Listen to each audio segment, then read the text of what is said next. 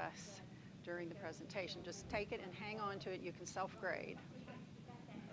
There's a pen if you need it.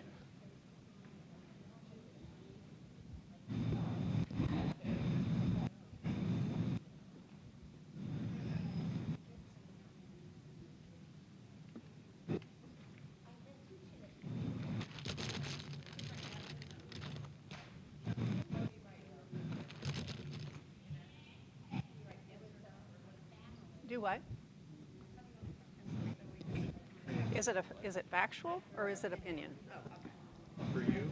Well, no, I just started recording and it's got a little.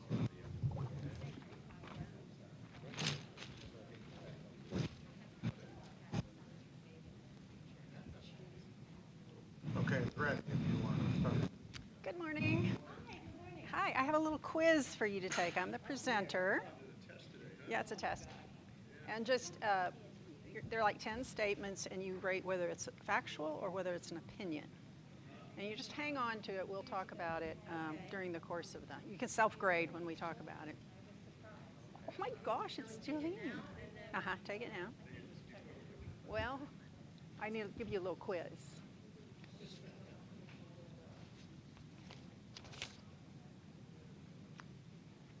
Take this little quiz, but don't turn it in. You can self-grade during the presentation. Who else has not gotten one?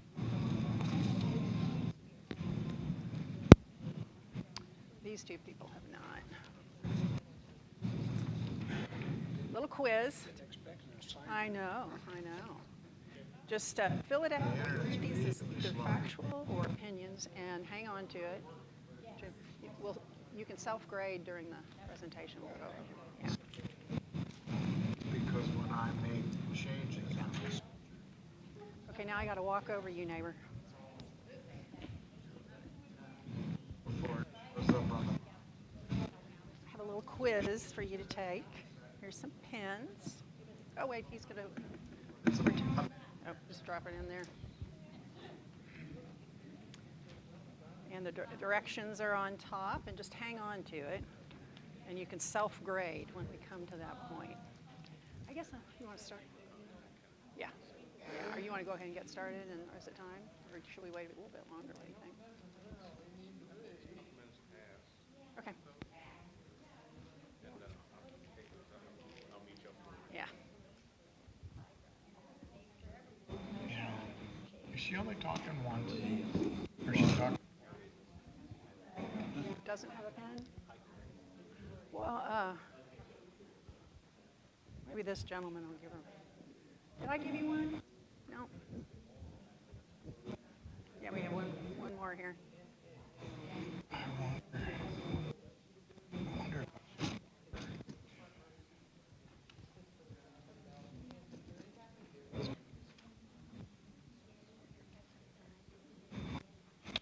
I can run that one around the corner here. This lady over here, if you'll take. This lady just came in. Oh, these two people just came in.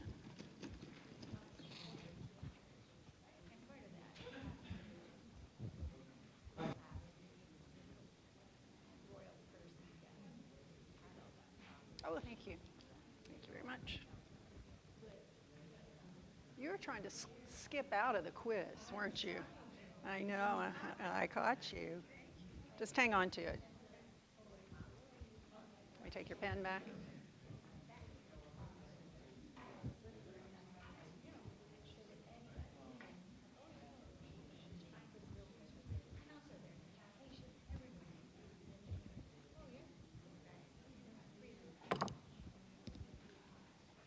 Okay, so how do I turn this on? Oh, okay.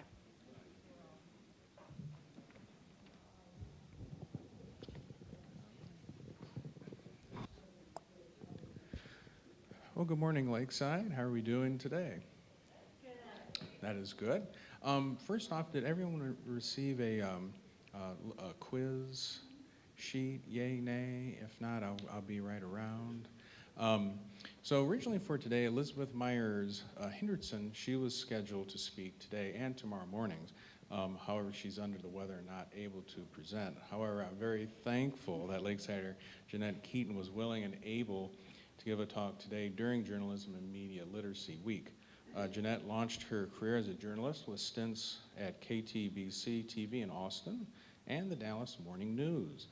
Jeanette served as Marketing Communications Director for eCoterie, which was based in Dallas. And Jeanette launched a communications consulting firm from 2004 to 2019 with senior executives at Trinity Industries Incorporated, at Dallas-based Fortune 1000 company. And today's session is Fake or Fact, from disruption to disinformation. Ever heard someone say, who knows what's true anymore? In today's saturated media environment, when everyone with a smartphone and access to the internet can claim title as a writer, editor, news broadcaster, or journalist, it can be difficult to determine fake from fact, with serious ramifications for democratic forms of government. Jeanette will explain how journalism has evolved over the years, who benefits from the current wellspring of disinformation, the implications for democracy, and what we as a country and individuals can do. I do always ask you, please mute your cell phone ringers, and help me in welcoming Jeanette Keaton.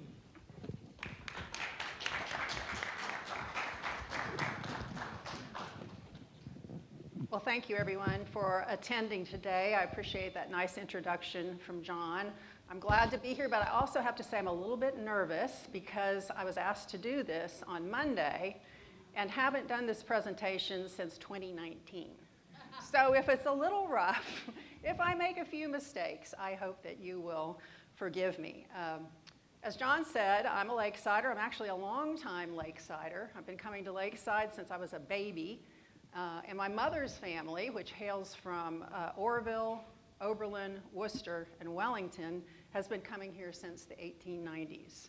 My parents had the foresight in the late 60s to buy property in Island View, and today my husband and I enjoy our cottage on 4th Street. And this is our third summer to be here for the entire summer, and we're very grateful that we have this refuge to come to. So John told you that I worked initially as a journalist. That was my passion.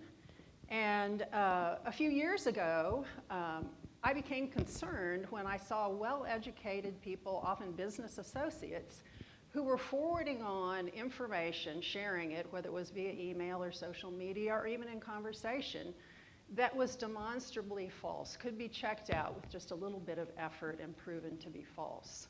Why was I concerned?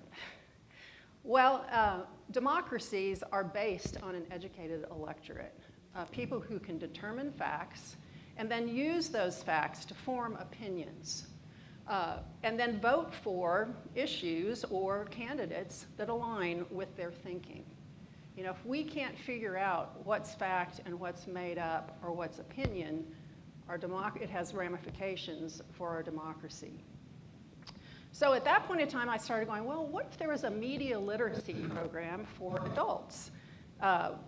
Schools at that point in time were implementing media literacy programs in schools, but there was nothing for grown-ups except for a program offered by libraries, the Association of Librarians, or whatever their title is. But I'm thinking, after a hard day at work, who is going to go to the library to take media literacy classes? What if big companies, corporations, like some of the ones that I consulted with, would require media literacy from their employees? You would have to take it. And it's all aligned, because determining fake from fact requires critical thinking skills. And critical thinking skills are among the top skills that employers are looking for in their employees. So I started putting together a modular media literacy program aimed at the workplace. This is the condensed version of the first module. I shortened it down for this, and I changed it a little bit, which was kind of hair-raising in 2 days because it was focused to bigger corporations. But I've condensed it, and it basically sets the stage for why media literacy is critical, and specifically for our democratic republic. So my focus is disinformation, as you can see, and what to do about it. But football season is right around the corner. So let's talk a little bit about football first. You probably remember back before 2014 when the Federal Communications Commission, well, probably at least the guys in the room, oh, that sounds inappropriate, sorry, politically incorrect. Everyone in the room would be, probably remembers the blackout rule from the Federal Communications Commission that prohibited NFL games from being broadcast unless 85% of the tickets were sold for the game. And that was, to encourage people to buy tickets and not watch it on TV. Well, in 2014, the FCC said, well, why are we doing this? Let's do away with that. And so in advance of their decision, they asked for feedback. They wanted to do away with it. They asked for feedback, and they went ahead and got rid of the rule despite the objections of some 21,000 fans who responded via their website that they thought they should keep the rule. Now, what NFL football fan is going to say, keep the blackout rule? Well, fans like Swim Shady, Sonny Hedgehog, Bilbo Baggins, and Luke Skywalker. Not making this up, those were signatures on some of the 21,000 letters that the FCC received. 21,000 identical letters. Clearly, some sort of grassroots effort to mold the FCC's decision. And this was according to an analysis by the Wall Street Journal, which did an investigation of it and tried to determine what was going on here. It was a fake grassroots campaign intended to influence the FCC's decision, an early version of what we call computational propaganda. And what is computational propaganda? It's using information and communications technologies to manipulate perceptions and influence behavior. And that's exactly what that was. Now, the NFL swears they had nothing to do with it. But clearly, they would have benefited from having the rule kept in place. Now, I know you still can't watch all the games you want to watch. That's because while the FCC did away with the rule, it didn't prohibit the NFL from still exercising that options in certain situations. And my husband is among the frustrated ones who can't always watch the games that he would like to watch. Okay, so disinformation has become big business, not only in the United States, but throughout the world. For-hire companies will create fake social media followers, which you can see here, fake surveys, fake polls. There are fake IT services and fake scientific journals. Public relations agencies, many in foreign countries, are offering computational propaganda programs as a service for all sorts of clients, including governments. In fact, dozens of countries are now using computational propaganda to suppress fundamental human rights, discredit political opponents, and drown out dissenting opinions. Harvard Business Review calls it truth disrupted. The Rand Corporation calls it truth decay. Well, let's do it. And the Woodrow Wilson International Center for Scholars calls it the disinformation age. Okay, so disinformation is nothing new. From a historical perspective, opportunists have always figured out how to manipulate new information technology for less than honorable objectives. But what is new today is the speed with which disinformation can be communicated worldwide. And that anyone, anywhere, thanks to the anonymity and pervasiveness of the internet, can claim to be a reputable information source. So how has this happened? Let's go back a little bit and talk about how we got here. I'm sure a few of us in this room remember this. It's the test pattern that would show up around midnight on your television when all the programming was over with. And it'd stay there until, what, 4 or 5 in the morning? Yeah. And that was back when there were three news sources, and we all basically operated from a similar set of facts. You know, they're all kind of reporting the same things. And then in 1980, I was going to ask you this question. You probably already figured out since I jumped ahead on the slide. There was a new news phenomenon that basically upended the traditional approach to delivering news. And that was 24-hour cable news. Okay, can anyone tell me why this upended the way journalism had been done? Ideas? Thoughts?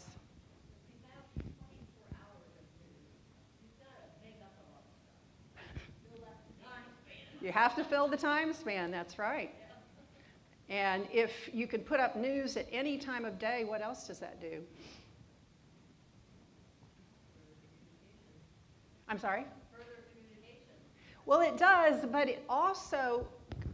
I'm assuming it's attracting viewers, and when you attract viewers, you attract marketers, and, you know, so that again, it's right back to that speed thing. It's fast, fast, fast, and to me, from a journalism perspective, where do you build in time to check things, make sure it's really true, et cetera? That's it.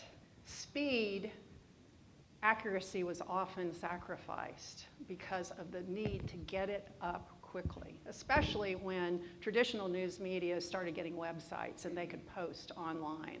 I have a friend, college friend, who was the longtime real estate editor at the Dallas Morning News, and he recently retired. He said, I tried to hold on as long as I could. It was exhausting because I had to be writing and posting, you know, 30 stories a day based upon when things were breaking. Well, back in the good old days when I was a television reporter, you know, we would come in the morning and we would either know what our story is going to be or get it assigned. If we weren't beat reporters, we'd go out and interview people and take video. We'd call people and say, you know, here's what I'm reporting. I'd like you to get your comment today. Everyone knew, all the lieutenant governor and the county judge knew they needed to call you back by about 4 o'clock in order to get their response in. And if they wanted to be interviewed, they better call you back earlier so you could get your camera out there and take their pictures. And so it was very predictable. You know, around 4 o'clock, 5 o'clock, we would take our video and our script to an editor, and they would put together a 30 or 60-second spot. By 6 o'clock, all of the reporters were sitting out in the lobby watching the news. After that, we'd all go out to dinner, get a good night's sleep, and start it again the next morning. You know, after cable news really got into the groove, that ended. It was all about speed, you know, getting it up, getting it quickly. That's why you see lots of times, you know, journalism has become more of a process where you have developing stories. Because we like to think that people go out to, reporters or journalists go out to the site of some event and immediately know exactly what's going on and are going to report that accurately. But think about if you were, for example, to come upon your daughter and son-in-law arguing. What's the backstory to that? What's happening? You're not going to be able to figure that out right away. You might have a conversation with your daughter and say, oh, my son-in-law, I don't know about him. Then you have the conversation with your son-in-law and goes, well, I guess it takes two to tango. You know, she's contributing to it. It takes reporters, it takes a while, you know, to figure out what's going on. And when you got to get it up faster than your competition, you sometimes are going to sacrifice in order to get it up and get it moving. So that's what happened with cable and 24-hour news. And then we had, of course, the even bigger disruptor, which was the internet, which exponentially increased the number of sources of information. My former editor at the Dallas Morning News, Ralph Langer, who led the Dallas Morning News to 6 Pulitzer Prizes in the 1980s and the 1990s, ended up teaching journalism at Southern Methodist University in Dallas, where I went to school, got my journalism degree. And he told me that in one of his journalism classes, he would say, okay, when you go out on Saturday night, when you're going out partying, look at the bar. Is there a guy with a computer at the end of the bar sipping his Jack Daniels? He said, well, that guy could be creating a news website. You would never know because of the anonymity of the internet.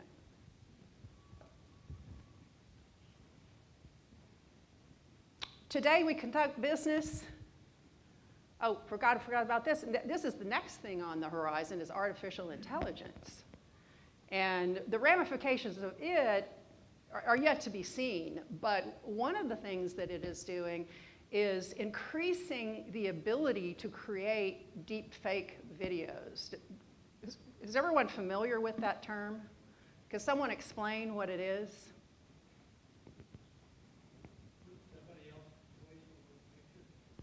Yeah, voice or actions, or edited in some sort of way that it changes the meaning of it, the message that it's sending.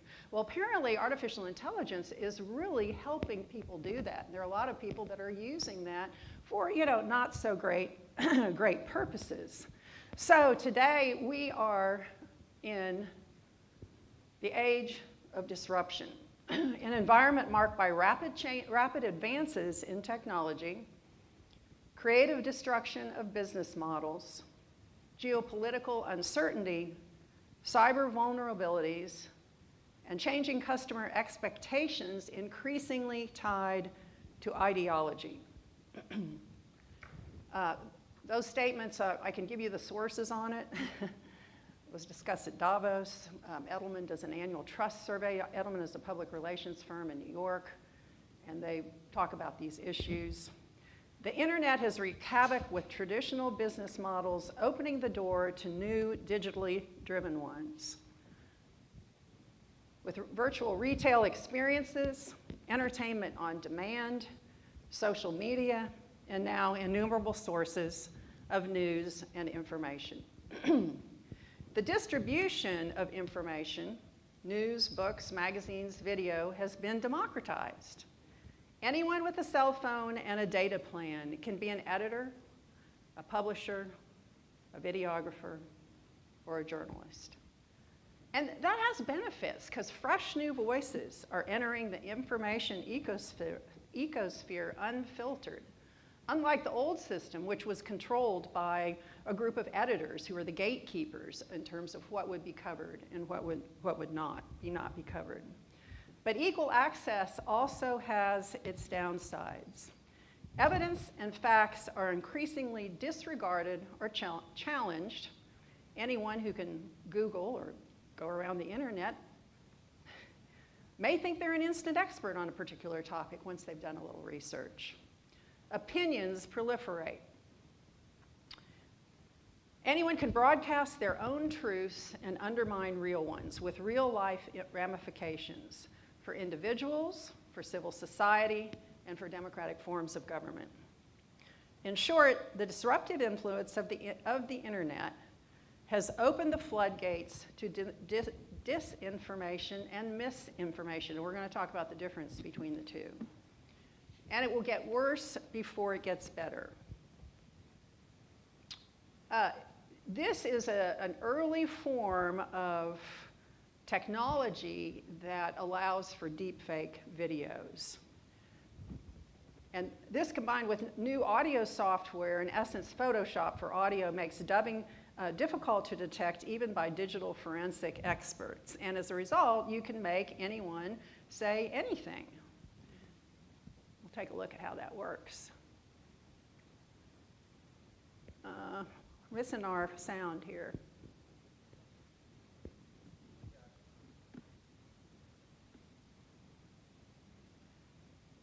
See, we'll go back and see if we can.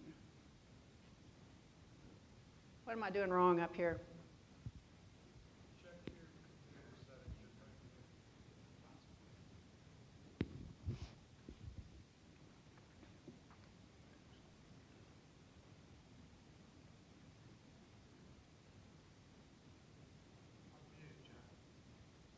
Try to do it again.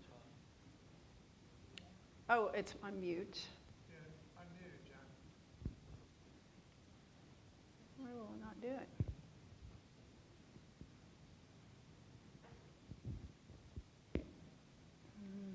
What if we do this? What if we disconnect for a second?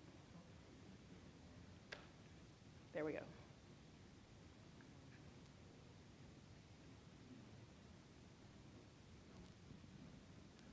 That's okay.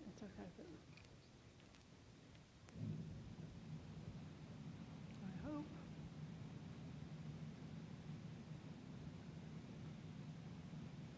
See if it works.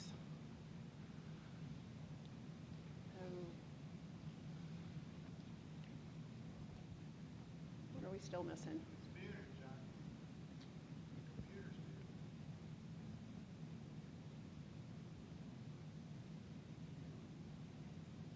Unmuted. For some reason, it won't do it while we've got it on. And we were able to get this to work right before we started, so.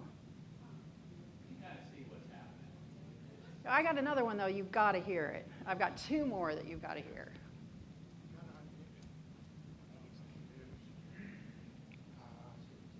Sorry.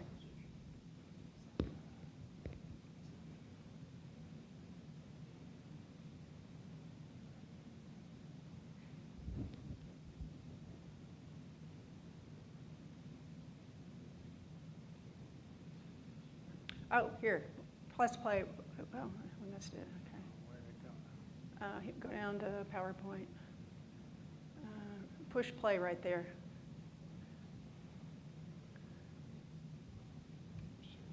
Over to PowerPoint right there. And see this little arrow? Here. Go ahead. It won't allow me. But it's still muted, though. The computer's muted.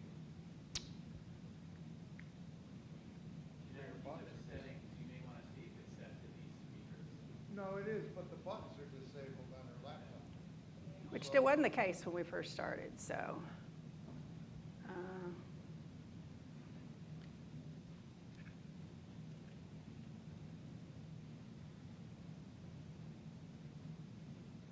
Now it should be.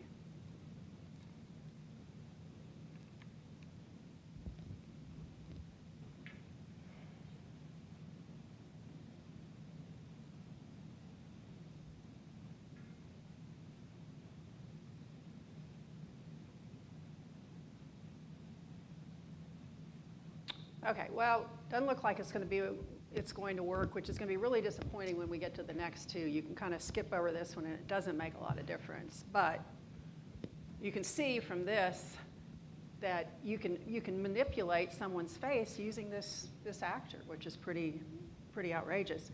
So who is distributing disinformation, and why, and what are the ramifications? You could probably guess about the reasons behind disinformation. One is money, one is influence, one is geopolitical goals. But before we discuss the opportunists behind disinformation, let's define a few terms.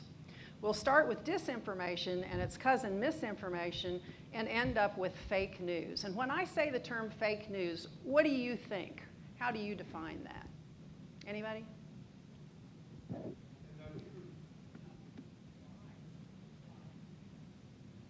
And do you associate anyone or anything with? Oh, yeah. Who do you associate? Oh, well, I wasn't actually talking about specifics. I thought maybe generically, like politicians or the news media or, something like that. Okay, but you're thinking politicians. Okay. Well, that's interesting. We'll get back to fake news. The difference between disinformation and misinformation is intent. What is the intent of the person or organization that's putting it out? And I didn't make these definitions up. They are commonly accepted among people who study disinformation and misinformation, and they feel like there is a definite distinction between the two, because disinformation is false information created or shared knowingly with the intent to manipulate or harm. Misinformation is false information shared by mistake. Misinformation can still harm, but that's not the intent. Like for example, take us. We read something on the internet, we think it's interesting, and we forward it on to a friend. We get an email from a friend talking about something, and we think, oh, wow, that's interesting. I think I'm going to forward it on. And we do that without really knowing whether it's true or not, and we may find out after the fact that it isn't. And we may even be in conversation with someone and say, oh, guess what I heard? Of course, we never do this at Lakeside, right? Because there are no issues here. It is nirvana. We don't have any issues about governance or assessments or gate fees. But, I mean, false information that's shared by mistake really is different from someone who intentionally puts out false information to deceive others. And another type of misinformation is what I've referred to earlier. It's by journalists who really ascribe to best practices, and there are journalistic best practices, but they may make an error. They may make a mistake. And I refer to this as sloppy journalism, which you see here in this 4-box, which I designed for the tools part of the media literacy program to help people see different types of misinformation and disinformation. And you can see that the axes on this are factual accuracy on the left and impartiality at the bottom, and some people will call that objectivity. But I'm referring to it as impartiality, meaning that you approach your story without trying to skew it one way or the other. You're presenting both sides, you're giving different opinions. Factual accuracy and impartiality are the foundation or the gold standard for news and analysis. They're part of best practices. Disinformation resides here because it's not going to be factually accurate and it's not impartial. The intent is to create some sort of impact, whether it's to influence or make money or whatever. Types of disinformation might include misleading advertising, particularly misleading political advertising, opinion pieces that are not based on factual information, or fake news. And I so hope this next video plays properly because it's just mind-blowing when you hear it. You know, today, a lot of people associate fake news with actual journalism and say, oh, well, that's fake news. And it may be because someone made a mistake, or it may be because you just don't like what was reported, and so it has to be fake news. But this is really a misnomer because there actually is false, non-factual information made to look like real news with the intent to deceive. And and when it's done for influence, it's actually propaganda. That's what it is. So there's a big difference. I'd like to make this distinction because I was one between working journalists who cover real events and real people, and journalists who in many instances actually put their lives on the line in order to get stories to us. You think about reporters out in war zones right now. You think about the poor guy who works for the Wall Street Journal that's in a Russian court right now. He was over in Russia reporting. They think he's a spy and he's probably going to end up 15 years in prison. There is a huge difference between him and the talking heads that sit behind desks and like to share their opinion about what's going on. And there's a big difference between that type of journalist and opportunists who make up totally false stories that look like news. Like this guy, Justin Kohler, who in 2016 owned more than 36 fake news websites. Websites comprised of totally made up information. Kohler, who's a father of 2, oversaw his business, and that's what it was, a business, from the comfort of his suburban Los Angeles home. Here, Kohler is being interviewed about his fake news websites. Will we be able to hear it? Nope. Okay, is there anything we can do about this? Which plug?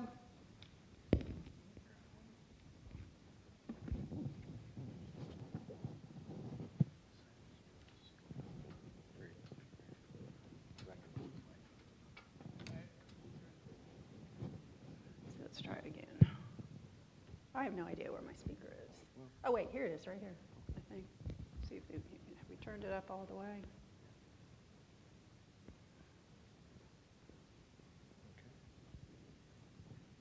Okay, now you can do it. So here's National Report. It looks like the website of my former employer, the Huffington Post. That was intentional. Like, what was the most controversial, sort of biggest story for you guys? Yeah, we did a series of stories on Ebola, where several residents of the small town in Texas had contracted Ebola. They probably got about maybe 6 million page views. 6 million. That's huge. You must get a kick out of that. It's very addictive. So you feel like you're stopped cold turkey, or how are you feeling these days? Yeah, I do. And again, I'm good with that. I think that it's kind of disappointing that it took President Trump for actual news outlets to kind of focus on this sort of phenomenon. You say online. disappointing. Did you vote?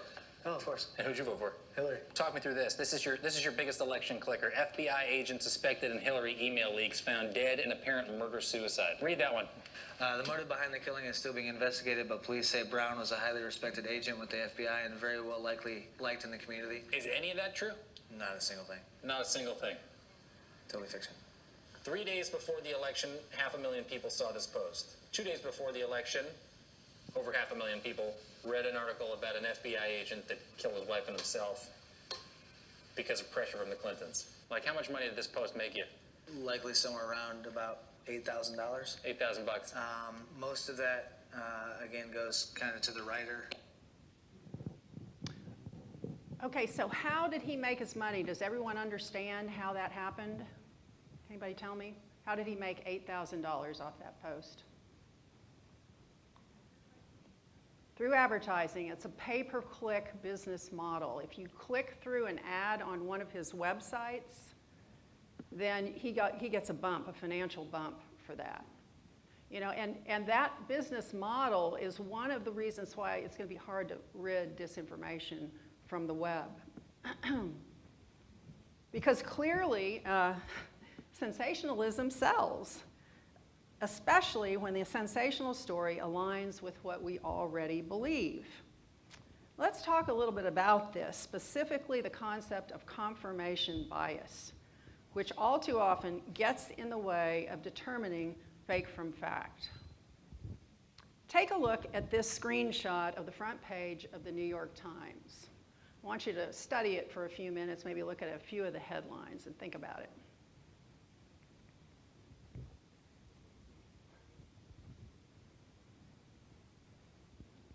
Would you feel differently about the reporting of these stories if you knew that they were headlines on the homepage of the Fox News website? Because they were. On January 20th, 2012, the New York Times homepage I showed you was a fake creation by an MIT graduate student who was studying confirmation bias. You probably react positively to one news source, less so to the other, even though the information provided was exactly the same. Your reaction reflects confirmation bias. Does that resonate at all, or did you just go, oh, well, you didn't react positively to one or the other?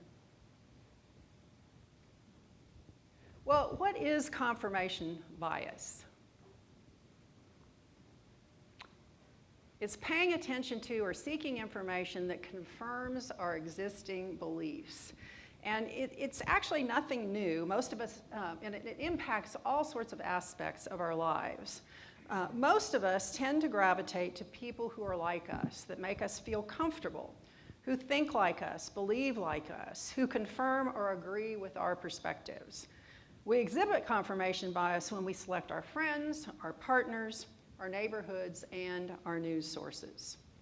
But confirmation bias is constantly reinforced within the protective cocoons of our social media groups, forming what those who study this call filter bubbles or echo chambers. Within these groups, we're easily manipulated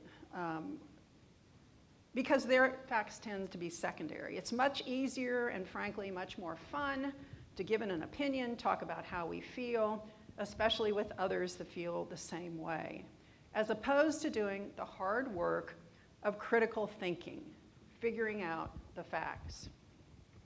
Over time, as our beliefs are confirmed and reconfirmed within our echo chambers, we may come to believe that the way our group thinks is the only way to think, our own unique reality. And while I think Dr. Meyer said yesterday that only 90% of people really abuse these types of groups, there's that 10%. And there's some pretty horrific examples associated with that. The man who shot Republican members of Congress during a baseball practice in 2017 was a member of a Facebook group called Terminate the Republican Party. Both the Australian man who killed 50 at 2 New Zealand mosques and the Allen, Texas man who killed 22 at Walmart in El Paso, they were emboldened in social media chat rooms where white supremacists would talk about, well, what was his body count? They idolized, well, how many people did that individual kill? And these two guys were participants in those chat rooms. So the age of disruption stemming from the internet has radically changed information distribution models, opening the door to disinformation. Opportunists have figured out how to leverage our addictions to our devices, social media, and our biases to manipulate us, even engineer our behavior.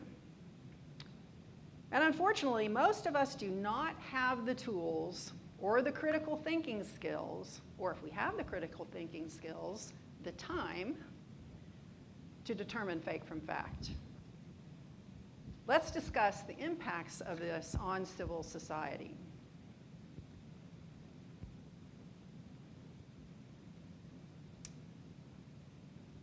In 2016, immediately after the presidential election, Pew Research asked Americans, has fake news caused any confusion over real facts? And here are the Pew results that came from that. They actually surveyed 5,000 people and asked them this question. And here are the results. A majority said that fake news had left Americans confused about basic facts. Some said, 64% said a great deal of confusion, 24% said some confusion, 12% said not much confusion. If I'd had more time, I would have tried to update these figures from 2012, but I didn't have time to do it. So this is where we get to the little quiz that I handed out to you. I mean, it's not real surprising that people are confused about what is fact versus what is opinion, because we have these 24-hour stations that call themselves 24-hour news stations, when in actuality they should be called 24-hour opinion stations with a little bit of news smattered in. You know, so it's like, well, oh, this is news. They're talking about it, must be news. It's not. So how confident are you that you can distinguish factual news versus opinion? Okay, you've taken the test. Let's go through the results and see how you did. Okay, and let me tell you the answers. These are all the questions. The 10 statements are from the Pew survey. The answers are the answers that they have offered. And I was going, okay, well, people will say, well, how do you come to that conclusion? Their definition of factual is statements that can be proved or disproved based upon objective evidence. And opinion statements are based on values and beliefs, and probably could not be definitively disproved based on objective evidence. You may disagree with, some of their evaluations of what's factual versus opinion, but here we go. The first one is immigrants in the U.S. illegally have some rights under the immigrants who enter the U.S. illegally is what that should be. In the U.S. illegally have some rights under the Constitution. Anybody want to say? Opinion. Who's saying factual? That's right, they do. Can anyone tell me what they are? Because I don't know. Well, the Constitution applies to all people within the United States. Many of the provisions make no distinction between citizens and non-citizens. Okay, thank you. Second one, ISIS lost a significant portion of its territory in Iraq and Syria in 2017. Fact or opinion? Yep. Spending on Social Security, Medicare, and Medicaid make up the largest portion of the U.S. federal budget. Fact. Correct.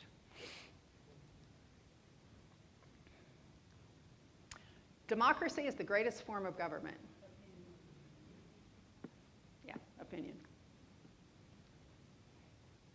Increasing the federal minimum wage to $15 an hour is essential for the health of the U.S. economy. That's opinion.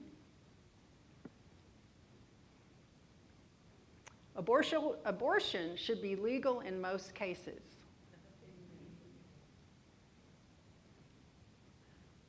Oops, that should be a plural. Immigrants who are in the U.S. illegally are a very big problem for the country. Opinion.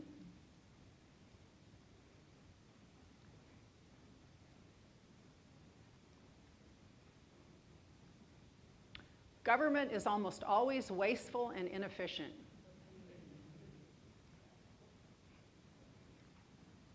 Come on. Healthcare costs per person in the U.S.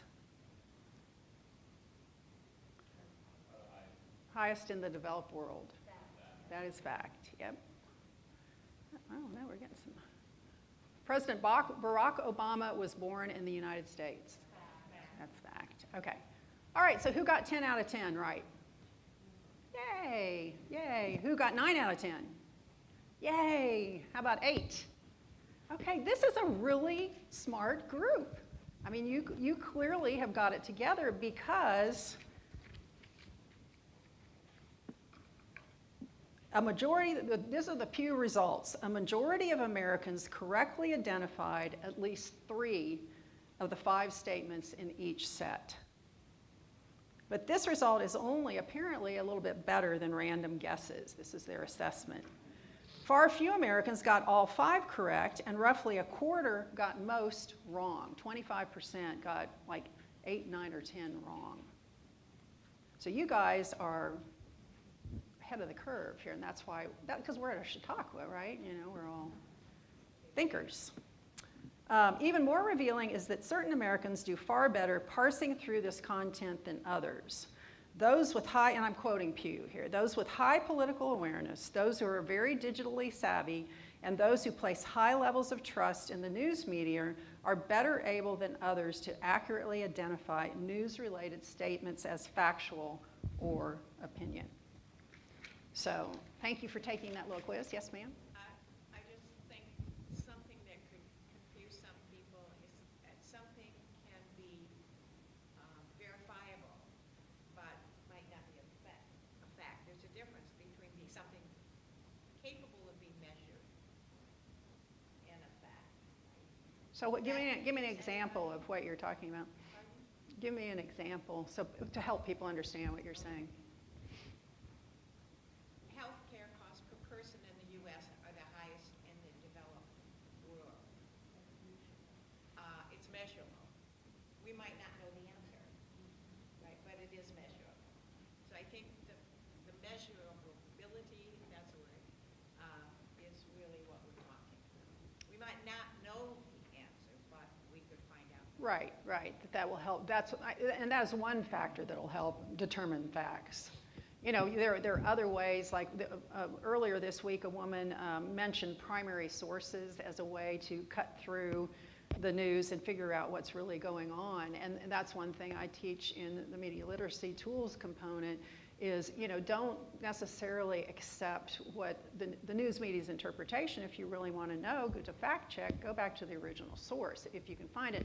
And it's actually made a lot easier today because you can click through a lot of things. But you can also Google and find things out on your own. Maybe you just answered it. You know, so now people are going to fact checker sites, but at that point, fact checker sites could also be biased, right? They can. But I love what you just said about going to the primary source. Yeah, as much as possible. And sometimes, and someone said this the other day, I believe too, there are multiple fact-checking sites. If you really want to fact-check something and don't want to do it all yourself, go to those sites and see how they fact-check the same story. That's another way to pursue it. Now, they can still make errors, and I have seen Snopes and PolitiFact correct things that they initially said were fake, false or true, and then they come back later on and change that. And a lot of people think, oh, this is so horrific, they're trying to, trick us or whatever, but that's not, it's a process. And we find this in science, that as we go along in science, we learn new things, and that advances science as we go along. Same thing in journalism. It's not, I wish journalists had a magic wand and could enter a situation and go, okay, tell me the exact thing that's going on so I can report accurately. That's just not the way it works. You have to figure it out, and it's frequently a process. Okay, so we talked about implications of, I don't know if this is running out of battery or what. There we go. We talked about one of the implications of disinformation is confusion over basic facts. Another implication is a lack of trust in mainstream institutions. And when I say mainstream institutions, I'm talking about government, media, and business. And a lot of the background for this is, again, the Edelman Trust Survey. Is anyone familiar with that? Do you read it? Anyone ever read it? It comes out annually in February, and they do all sorts of measurements worldwide, and they measure trust in different organizations and groups. And it's been gradually deteriorating over time. And interestingly, I didn't read it this year. If I'd had more time before this, I would have gone back and read the February one. But for the last 4 years, business has been the most trusted institution over media and over government. So when you have distrust, you don't know what facts to trust, and you distrust institutions, it's really kind of a mutually reinforcing vicious cycle. If you don't know who to trust, what facts should you believe? And if you don't know which facts are accurate, how do you know who to trust? Our distrust of mainstream institutions, combined with our inability to distinguish facts, has disturbing implications for democratic republics.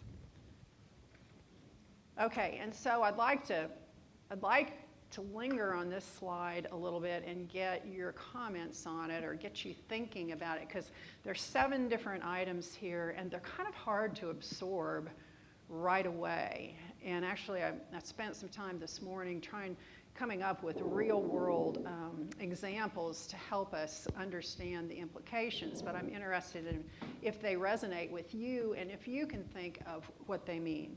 So one of the implications is the vulnerability of public discourse to manipulation by both private and foreign institutions. Can anybody think of an example of this?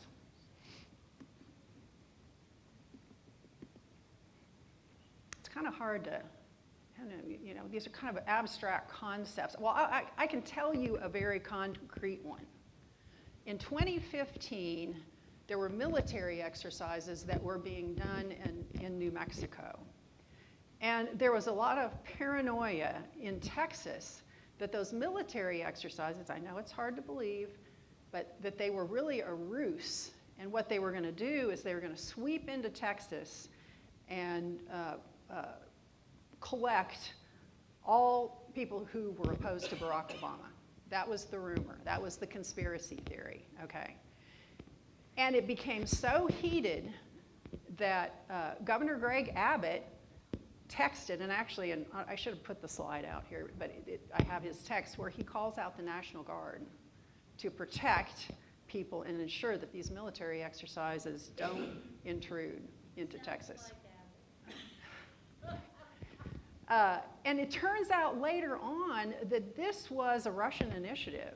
And it's described in a biography of a guy, autobiography by a guy whose name escapes me now, who worked in the intelligence agencies. And he said that when the Russians saw that they could get a United States government to act based upon misinformation and rumors they started on social media, it was like a test case for their efforts later on. Now, we can all argue about whether their efforts had any real impact on the election, and I don't know that there was a definitive conclusion on that. But this is an interesting anecdote, and I know that it happened.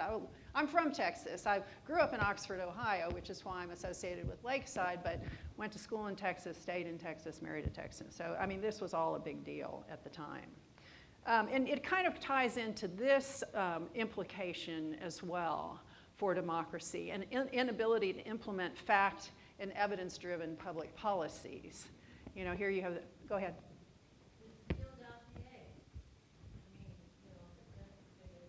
Oh, that's a good one. Yeah, that's a great one.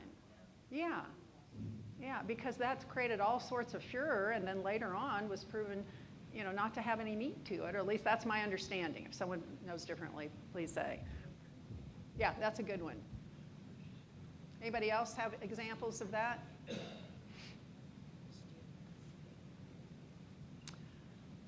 Well, challenges and actual emergencies and crisis management.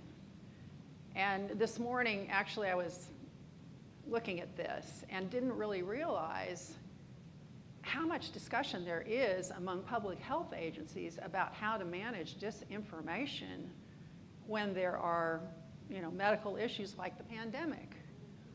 But what if it's a weather-related information, you know, like a disaster, you know, like a hurricane or a tornado? Apparently, there's lots of false information that is put out during those types of instances as well, and there's big discussions about how to cope with that. It's a real-time issue.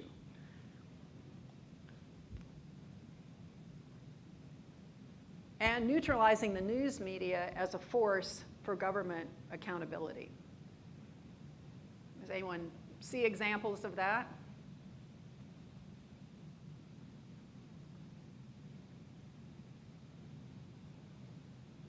Yeah.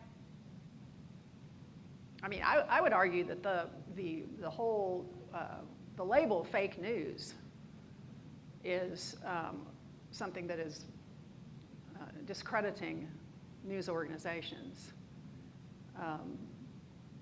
and has undermined the public's confidence in the ability of news organizations to produce factual information. It's siloed out people for one set of media to another set. They're very polarized. Yes. Yeah. Right. Right. There's conservative media, there's liberal media, and then there's a few in the center that, you know, still hopefully are retaining their impartiality in their coverage. Possible government overreach. There's an example of that that may come out of the Supreme Court today. A couple examples of it, actually. One has to do with states being able to control social media platforms within their states.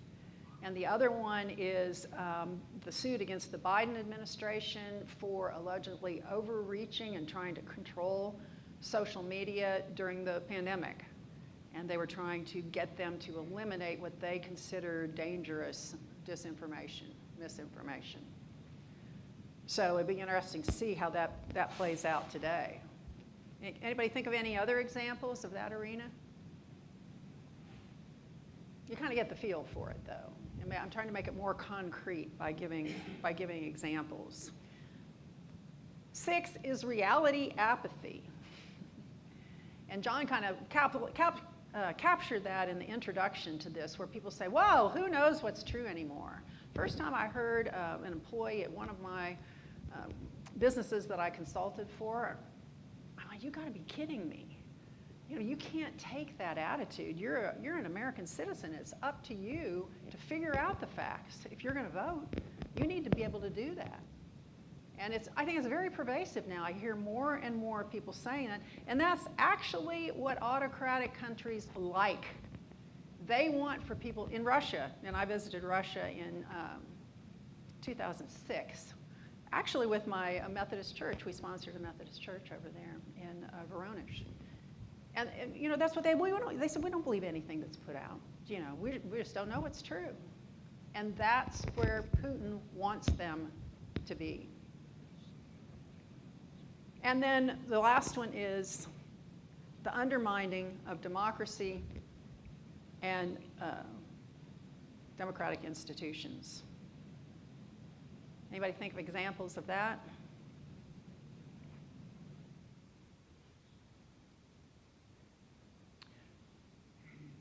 Well, we talked about AI earlier, and we talked about deep fakes. Apparently, artificial intelligence is accelerating the ability to produce really good deep fakes that you can't figure out, exactly what's going on. They use the word, I was reading a story about it today, turbocharged by a slew of new generative AI tools. They give an example of one that make it cheap and easy to create convincing deep fakes. Oh, this is Reuters. They did about 24 interviews with people who are developing this stuff. And there's a quote from somebody, Daryl West, senior fellow at the Brookings Institute Center for Technology Innovation. It's going to be very difficult for voters to distinguish the real from the fake. You can just imagine how either Trump supporters or Biden supporters could use this technology to make the opponent look bad. And he's predicting there could be deep fakes that drop right before the election that nobody has a chance to take down that could sway it one way or the other. Okay, so you probably think I'm exaggerating all this stuff about the threat to democracy. Okay, I may need you again, John, with your microphone. This is former Secretary of State Rex Tillerson, who captured the implications for democracy in his commencement speech in 2018 to the Virginia Military Institute. If our leaders seek to conceal the truth, or we as people become accepting of alternative realities that are no longer grounded in facts, then we as American citizens are on a pathway to relinquishing our freedom. This is the life of non-democratic societies, comprised of people who are not free to seek the truth. We know them well. Societies in Russia, China, Iran, North Korea. You can complete the list. A responsibility of every American citizen to each other is to preserve and protect our freedom by recognizing what truth is and is not, what a fact is and is not, and begin by holding ourselves accountable to truthfulness and demand our pursuit of America's future be fact-based.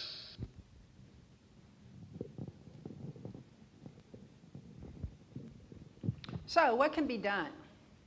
How can we inoculate ourselves against false information? How can we restore trust, reduce the social and political polarization that is encouraging the spread of disinformation? There are any number of possible actions. You can have intervention and regulation by the government, self-regulation on the part of social media, search engines, and YouTube, greater transparency on the part of the news media, technology applications that can identify false information, and the development of relevant case law. And we're seeing those things. We're seeing those things happen even as we speak. But most likely, we're going to need a comprehensive solution involving all of these venues. And there will be a number of challenges to overcome, including the time to impact and unintended consequences, including possible infringements on First Amendment rights. And that's, at the root of these Supreme Court cases. Concerns about, we've seen concerns about censorship already arising. Okay, but what can we as individuals do? Ideally, we shouldn't have to rely on technology or social media or government intervention to help us identify false information. We should be equipped with the tools to figure out for ourselves whether something is true or not. And that's the best solution because there's no risk to the First Amendment by doing that, and democracy benefits from educated voters. But fact checking is so stinking time consuming. You know, I do it all the time. It takes forever. I mean, as Lynn said the other day, who has time to do that, particularly when we are so bombarded with information all the time? Well, I understand, but there is one simple thing that we can do. And this is the mantra of the Fake or Fact Real Tools to Determine Real News program. If you don't want to do any research, don't share it. Don't share it via email. Don't share it via social media. Don't talk to your friends about it. Because all you're doing is gossiping. And who likes a gossip, really? But we are rampant with it in our society. And I will step my foot out here. This is an organization that espouses Christian values. What is the 9th commandment? Thou shalt not bear false witness. Every time we talk about something and we don't know that it's true, and it slanders someone potentially, it's about someone, think about that commandment. No research, no sharing. From disruption to disinformation. You know, we're in this brave new digital world where fiction is easily promoted as fact, where the truth is elusive, where democracy is at risk. How do we survive and thrive as individuals, as communities, as a country? We must all do our part. We must be more aware, smarter, and sharper than ever before. Critical thinkers.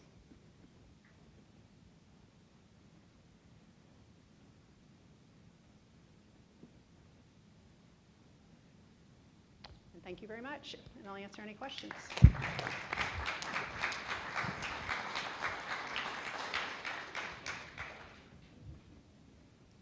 a question, but I made this comment in another session, and it's, oh, sorry. I made this comment in another session. You mentioned it's time consuming to do fact checking and so forth. I worked in Arizona with a seasonal resident there who is from Canada.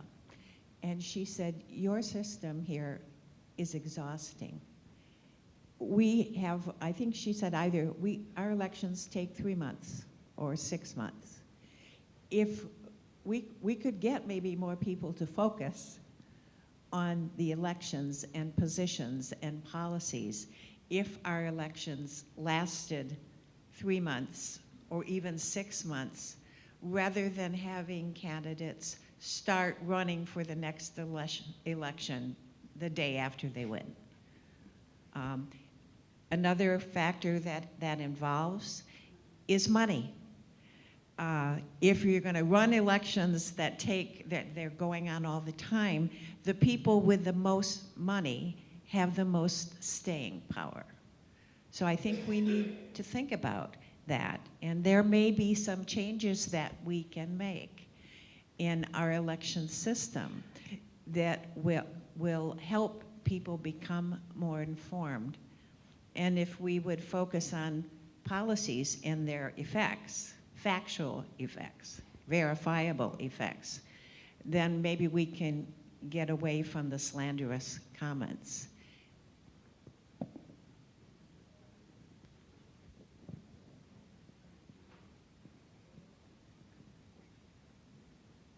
Surely somebody has a question. I don't think I need a microphone. Could everyone hear me? First off, that was just so outstanding. Oh, thank you. Truly, I never wish anyone to get sick. And on the other hand, the fact that the other presenter could not be here, boy, did you just give us something wonderful. So that thank you. was outstanding. A source, some of you may have come to hear the speaker last summer, John Gable from All Sides. And that is an organization that is really dedicated to how do we help people understand their biases, confront their biases, and then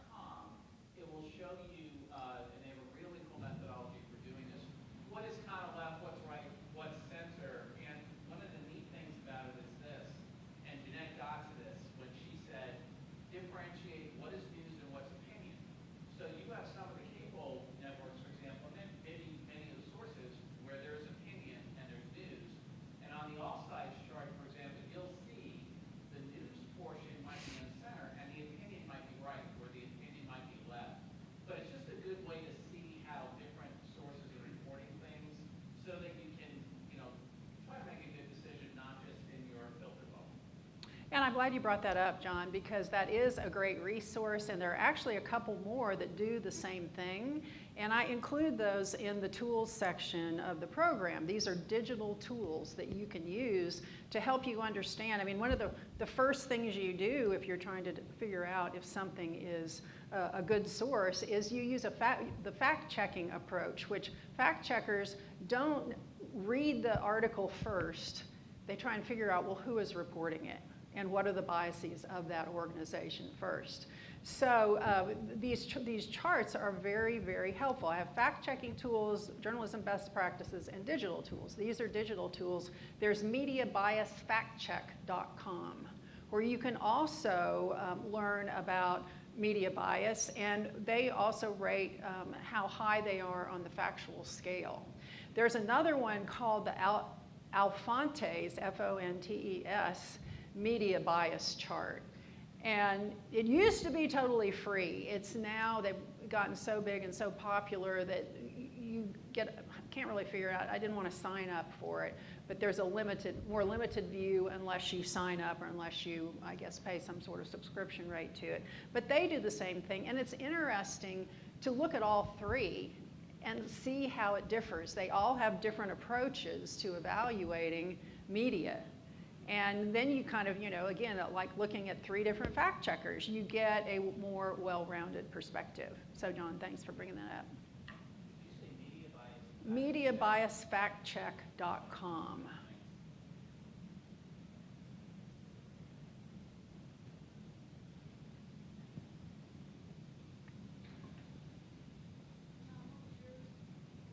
It's all sides, ALLSIDES.com, with the concept of look at all sides of an issue and how it's being presented.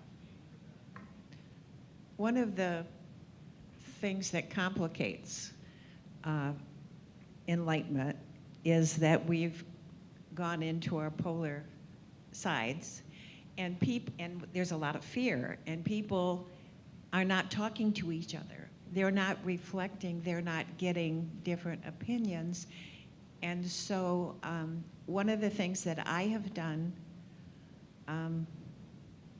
both here and in Arizona, and in Arizona I joined the League of Women Voters because Arizona is about a third Dems, a third Republican, and a third independent. And I said, we need to talk to each other clearly. And the League of Women Voters is a place that you can find all of those groups. But what I have done is purposely play cards with 3 Republicans in Lakeside. I've done that for 3 years. And I've been told by some of those women that my Republican friends say, how can you be friends with her? But we are friends. And I question their sources, they question my sources, and that's the only way we're going to get things done in our legislature, both in the state and in Washington, D.C. So, and you can do that. If you can find somebody with different perspective, you can say, this is what I think, and they'll say, why do you think that? I heard this. And then you can say, well, this is my source, and you can send them things. They can send you things. That's been going on now for 3 years. We're still friends. So I recommend it. Give it a shot. I appreciate that comment as well, Lynn, because my approach tends to be when someone will tell me something that's kind of controversial or sensational, I'll go, well, where did you get that information? Who told you that? Or did you read it somewhere? Or what?